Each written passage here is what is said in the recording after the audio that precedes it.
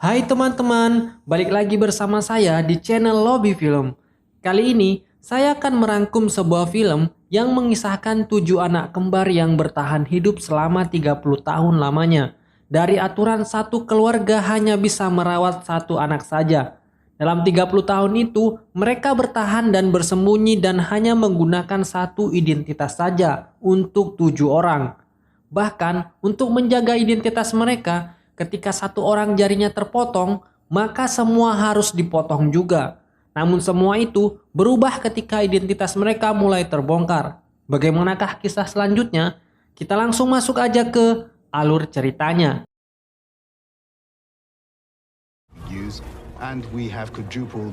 Sekitar tahun 2043, populasi manusia sudah mulai mengalami lonjakan yang sangat tajam.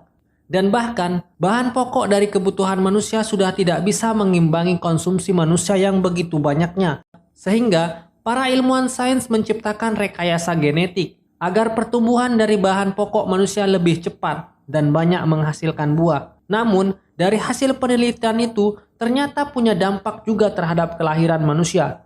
Angka kelahiran bayi kembar terus-menerus mengalami kenaikan. Bahkan, satu orang ibu bisa menghasilkan 7 anak kembar sekaligus. Akibat populasi manusia yang terus bertambah, mengakibatkan terjadinya krisis makanan di planet bumi. Seorang ahli biologi dan calon anggota parlemen bernama Nicolette Kaiman meresmikan sebuah aturan. Satu keluarga hanya bisa mengasuh satu anak saja. Jika terdapat di keluarga itu bayi kembar atau saudara kandung lainnya, maka hanya bisa mengasuh anak tertua saja. Maka ia menciptakan sebuah biro yang bernama Child Allocation Bureau atau disingkat jadi CIB. Biro ini bertugas untuk mencari dan menemukan sebuah keluarga yang memelihara lebih dari satu anak saja.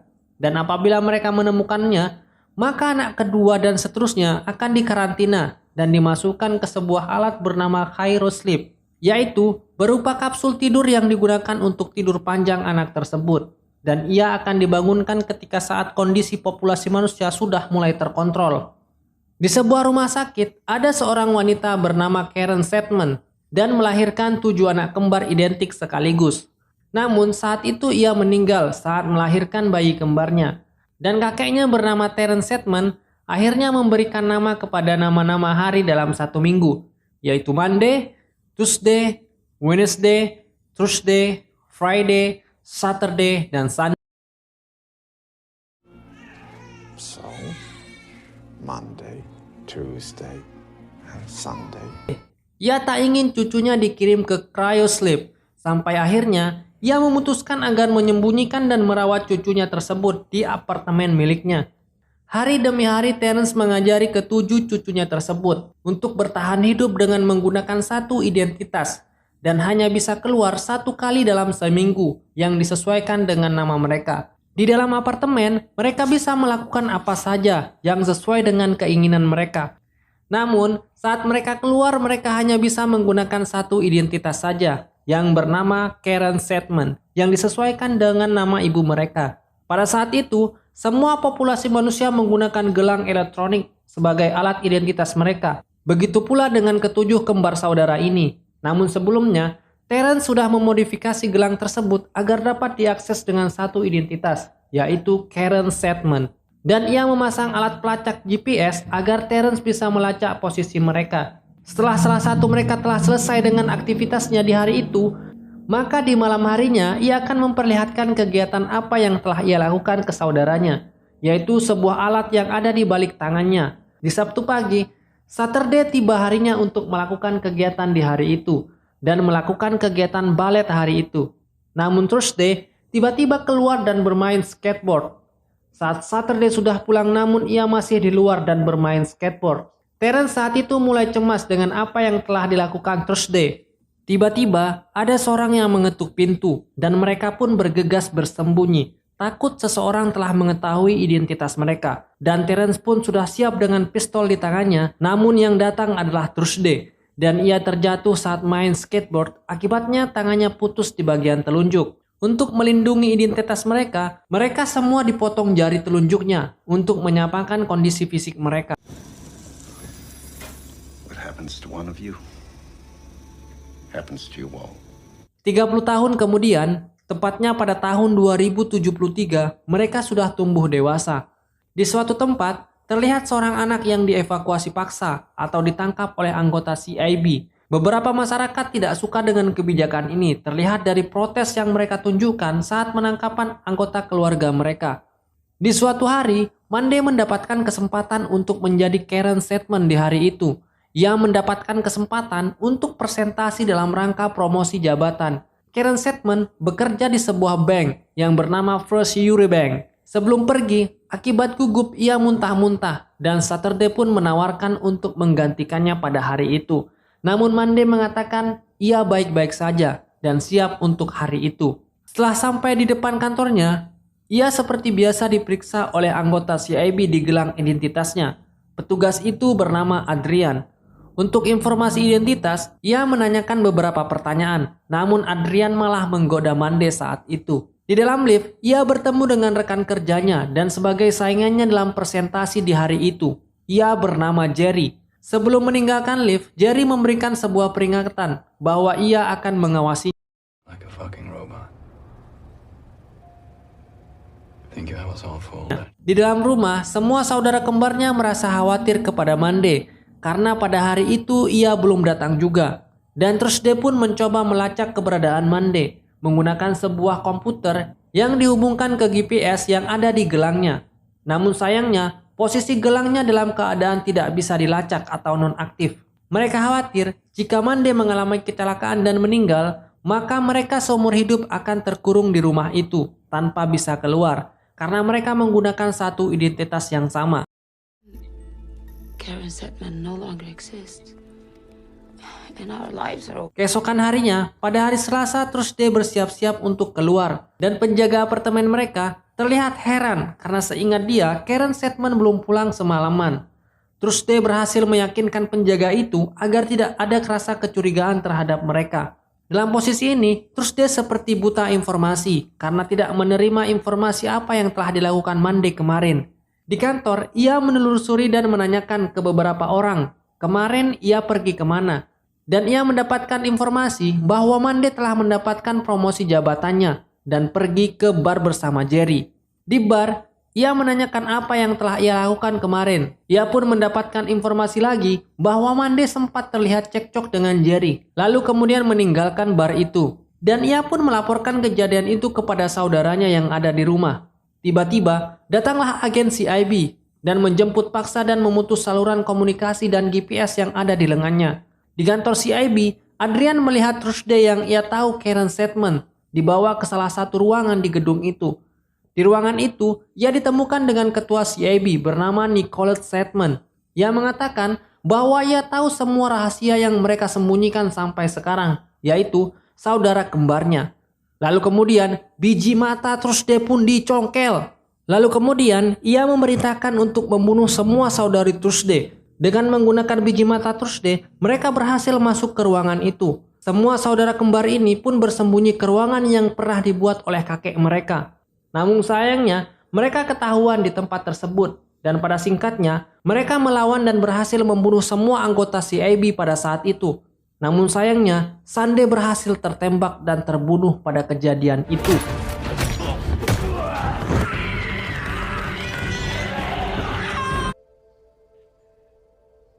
Mereka pun memeriksa agen CIB dan menemukan sebuah biji mata. Dan saat mereka cek, ternyata itu biji mata Thursday. Dan mereka semakin curiga dengan Jerry. Di gedung CIB, Nicolette Sedman mendapatkan laporan dari salah satu anggotanya bernama Joe, bahwa tim yang mereka kirim telah gagal membunuh saudara kembar itu.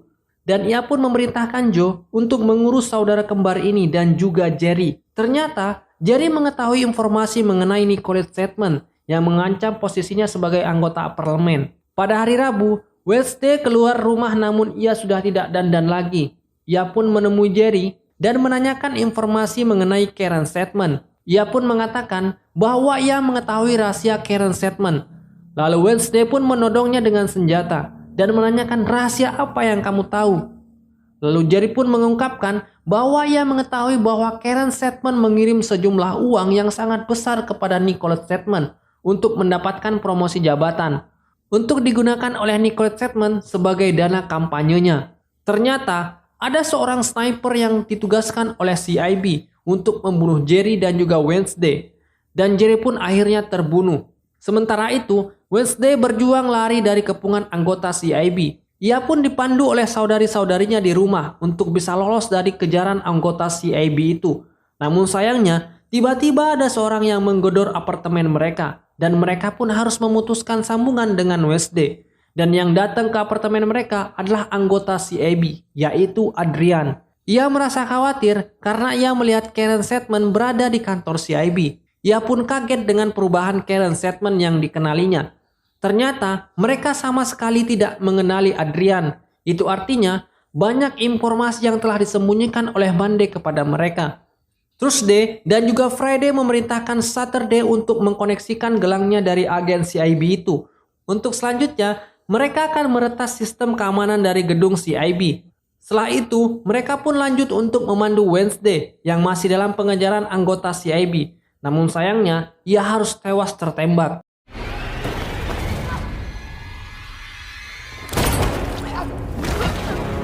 Di lain tempat, Saturday berhasil mengaitkan gelangnya dan Friday pun meretasnya. Friday dan Thursday pun mengetahui bahwa Monday masih hidup dan disekap di sebuah kamar yang terlihat dari CCTV keamanan gedung itu. Setelah selesai berhubungan badan, Adrian pun meninggalkan Saturday untuk pergi ke kantor lagi.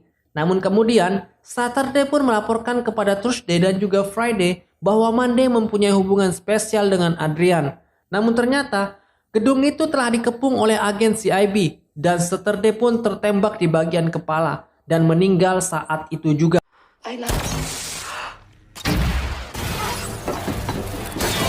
Pada saat yang sama, apartemen mereka juga diserang oleh agen CIB yang dipimpin oleh Joe. Thursday berhasil melarikan diri, namun sayangnya Friday harus terjebak di apartemen tersebut dan akhirnya ia juga harus terbunuh saat itu.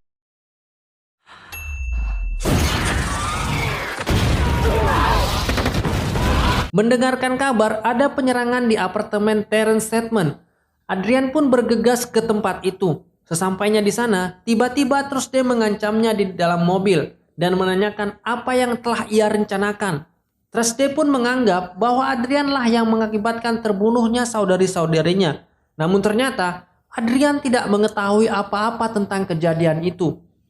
Di sini, Adrian akhirnya mengetahui bahwa Karen Sedman bukan satu orang, namun 7 orang kembar identik. Dan ia mengatakan bahwa ia juga mencintai Monday. Akhirnya, Adrian pun memutuskan untuk membantu untuk membebaskan Monday. Dengan berbekal identitasnya, ia membantu Thursday masuk ke gedung CIB dengan berpura-pura mengantarkan sebuah mayat. Sesampainya di ruangan cryosleep, diam-diam Thursday merekam semua aktivitas mereka. Dan di sini mulai terkuak fakta bahwa anak yang berhasil diamankan oleh anggota CIB bukan ditidurkan di sebuah kapsul tidur, namun mereka dibakar dan dihanguskan.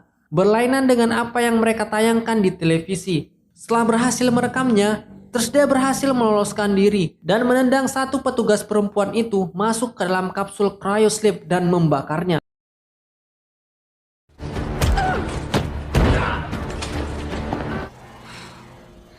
Dan akhirnya pun Thursday dan Adrian berhasil menemukan Thursday yang telah kehilangan satu bola matanya di sebuah ruangan di tempat itu. Dan langkah selanjutnya, mereka mencari Monday dan menemukan sebuah fakta baru bahwa Monday lah yang menjadi watak terungkapnya identitas mereka. Namun Monday tidak menyadari bahwa dengan mengungkapkan identitas mereka, pihak CIB akan membunuh saudarinya tersebut. Di lain ruangan, Simon sedang menggalang dana untuk kampanyenya. Sementara itu, Thursday dan juga Monday bertemu di kamar mandi dan mereka pun bertarung.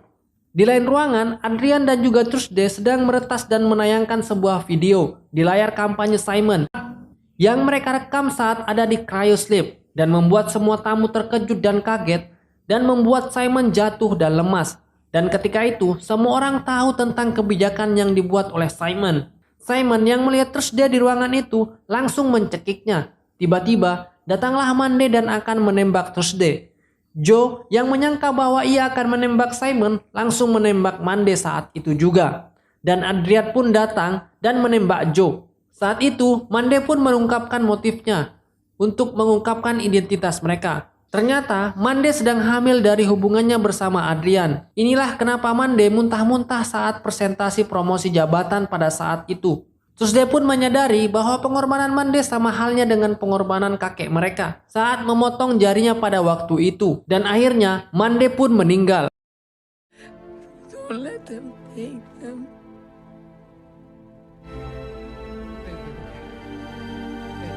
Di akhir film, aturan-aturan alokasi anak pun dihapuskan dan Simon pun didakwa dengan hukuman mati. Sedangkan bayi kembar Mande pun ditempatkan di sebuah inkubasi buatan dan tumbuh. Pada saatnya mereka pun akan dilahirkan.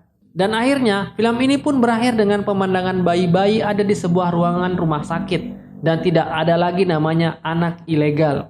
Terima kasih telah menonton video ini. Jika kalian suka dengan alur cerita yang saya buat, jangan lupa tinggalkan like, komen, subscribe, dan sampai jumpa di video selanjutnya.